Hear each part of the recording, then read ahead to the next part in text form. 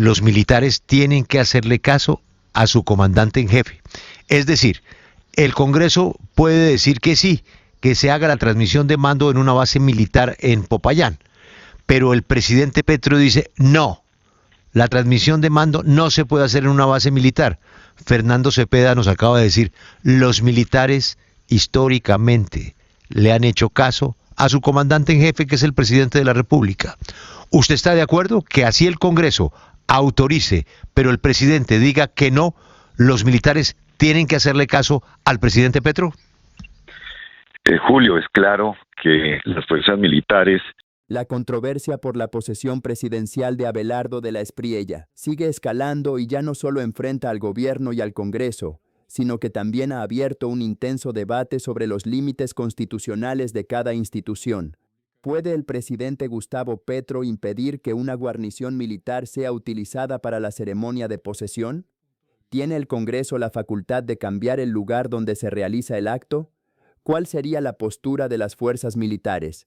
En este video analizaremos lo que dicen reconocidos expertos en derecho constitucional sobre este complejo escenario, las alternativas legales que existen y las implicaciones que tendría una eventual negativa del gobierno. Pero eso no es todo.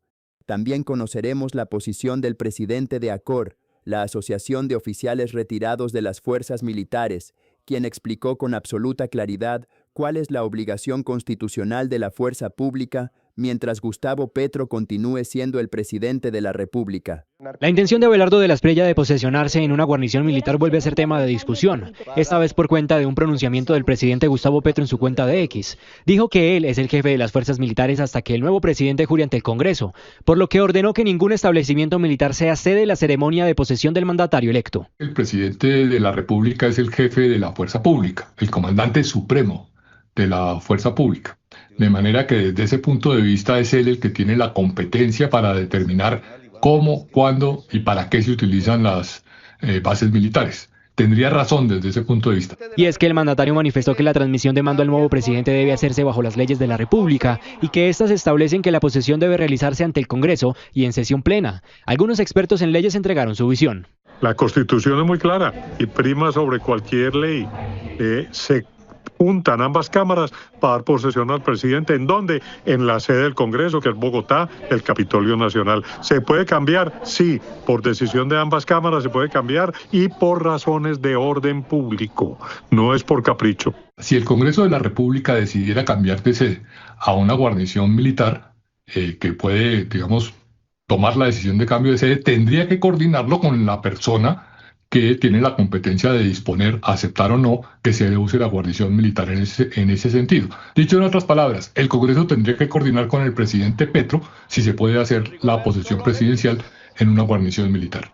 Según los expertos, el presidente electo de la Espriella deberá discutir su propuesta con el presidente Petro. Lo primero es discutirla ante el propio presidente, por decir algo, interponerle un recurso de reposición o pedirle que la revoque, en donde muy probablemente lo que haga es reafirmarla. Y mientras eso ocurre, y se abre el espacio para llevarlo ante el juez contencioso administrativo mediante una acción de nulidad, pues ha pasado el tiempo y no alcanzaría, digamos, a discutir la decisión que en principio parecería estar ajustada a la Constitución. El Partido Salvación Nacional por el momento alista una proposición sobre este tema, que sería presentada el mismo 20 de julio, cuando se instale el nuevo Congreso.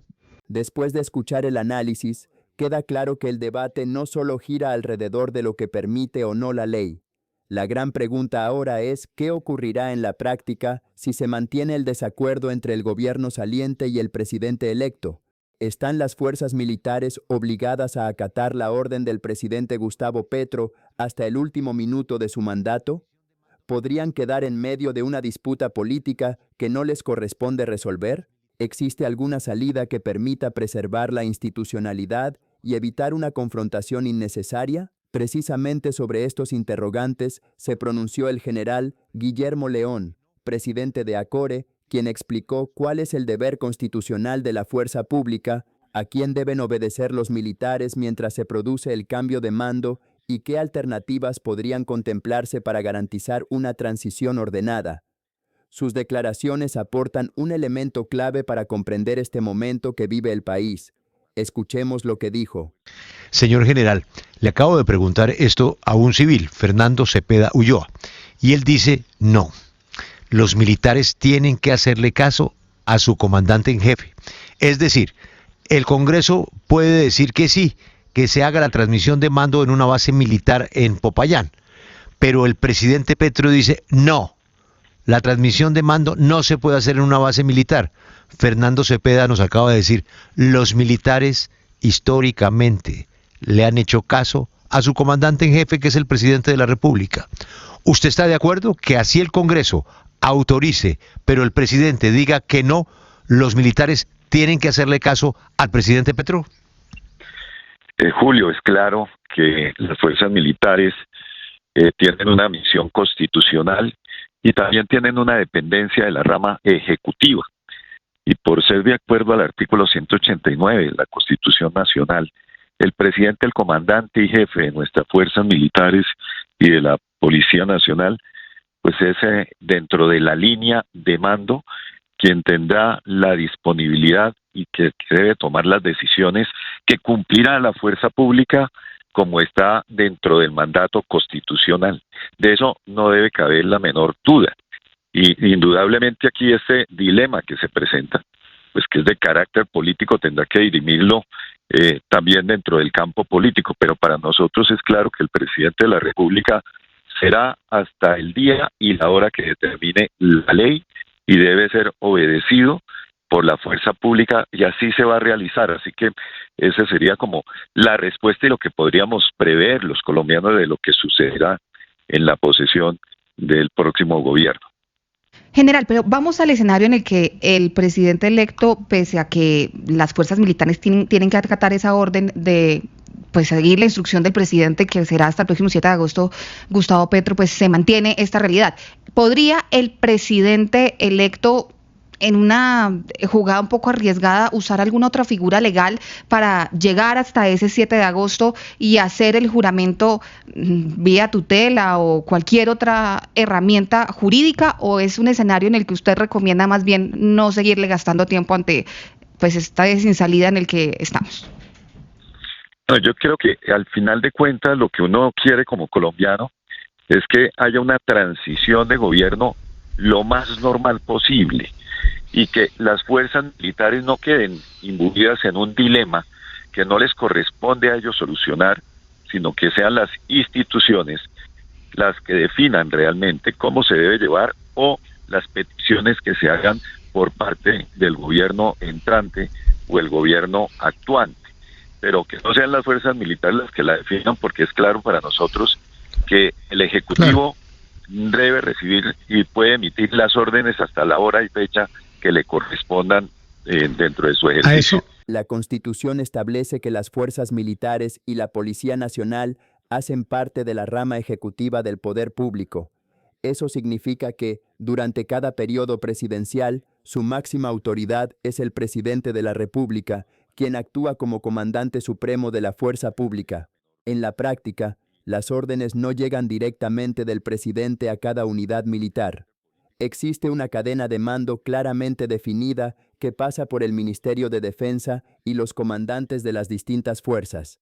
Sin embargo, todas las directrices estratégicas se enmarcan en la autoridad constitucional del jefe de Estado. Esa autoridad permanece vigente hasta el momento en que termina oficialmente el mandato presidencial. Es decir, mientras no se haya realizado la posesión del nuevo mandatario y éste no haya prestado juramento ante el Congreso, el presidente en ejercicio conserva plenamente sus facultades constitucionales, incluida la dirección de la fuerza pública. Una vez el presidente electo toma posesión y presta el juramento de rigor, la cadena de mando cambia de manera inmediata. Desde ese instante, el nuevo jefe de Estado asume el mando supremo de las fuerzas militares y de la Policía Nacional, y todas las autoridades de la rama ejecutiva pasan a actuar bajo su dirección, garantizando así una transición institucional prevista por la Constitución y la ley. A eso quería ir, general, porque yo creo que acá el problema es que están metiendo a las Fuerzas Armadas en una discusión que no les corresponde y que quedan en medio de este debate político tan álgido. Y como usted dice, pues el ordenamiento legal del país dice que hasta que no se juramente el nuevo presidente, el presidente en ejercicio tiene la potestad de dar ese tipo de órdenes. Ya es otra cosa que el presidente, cuando ya sea presidente electo, decida visitar al día siguiente una instalación militar u otra. Pero a mí lo que me preocupa es que metan a las Fuerzas Armadas en una discusión política. Totalmente de acuerdo, Félix. Yo creo que el debate no se debe llevar a la fuerza pública. Eso perturba, inquieta y de alguna manera genera unas fricciones innecesarias donde seguramente la fuerza pública no va a caer. Entonces creo que la ciudadanía debe tener claro que este tema no le corresponde decidirlo ni a la fuerza pública si le cumple al uno o al otro, sino que se debe llevar a lo escrito en el orden constitucional y a las instituciones que deben dirimir esta situación que se está presentando en el país. Sí, general, pero déjeme insistirle en un punto. Es por un tema de formalismo, pero que podría darse eventualmente, y es que una vez se juramente el presidente ante el Congreso, supongamos si lo hacen aquí en Bogotá, cerca de la guarnición militar, les diga, ahora entremos todos a la guarnición militar y hagamos el evento simbólico aquí en el batallón, ¿podría ocurrir? Claro, en ese escenario podría ocurrir ya como un evento adicional. De hecho, recordemos que en gobiernos anteriores algunos presidentes han tomado la decisión de, aparte del acto oficial, realizar un acto simbólico, mandando un mensaje, desplazándose a otros lugares de la geografía, realizando algunos rituales adicionales, y podría suceder en este caso como una alternativa el hecho de hacer la ceremonia como está ordenado en el Congreso de la República y posteriormente salir a una guarnición militar para efectuar un acto simbólico donde pueda transmitir el mensaje que quiere este gobierno en lo particular, que prácticamente lo que nosotros hemos escuchado en campaña, uno, un énfasis en recuperar la seguridad del país y segundo, un respaldo a la institucionalidad, y eso se podría dar en ese caso o en ese evento en caso de que no sea aceptada ni se pueda dirimir esta situación que se está presentando.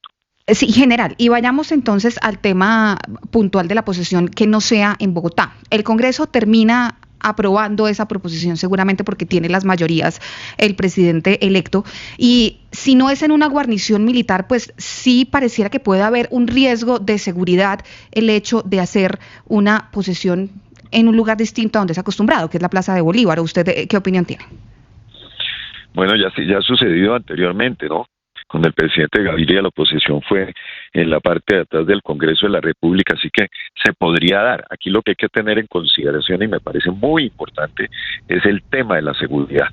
Recordemos que también tuvimos situaciones cuando la posesión del doctor Álvaro Uribe Vélez, algunas situaciones de seguridad, intentos de atacar y de impactar el acto de posesión con cilindros que se lanzaron y que impactaron y afectaron. Aunque tradicionalmente estos actos se realizan en la Plaza de Bolívar y el Capitolio Nacional, el país ha enfrentado momentos en los que las condiciones de orden público obligaron a reforzar o incluso modificar los esquemas previstos. Uno de los casos más recordados ocurrió durante la posesión del presidente César Gaviria en 1990, en medio de la ofensiva del narcotráfico y tras el asesinato de varios candidatos presidenciales. Las autoridades adoptaron medidas extraordinarias para proteger la ceremonia, reduciendo la exposición pública del evento.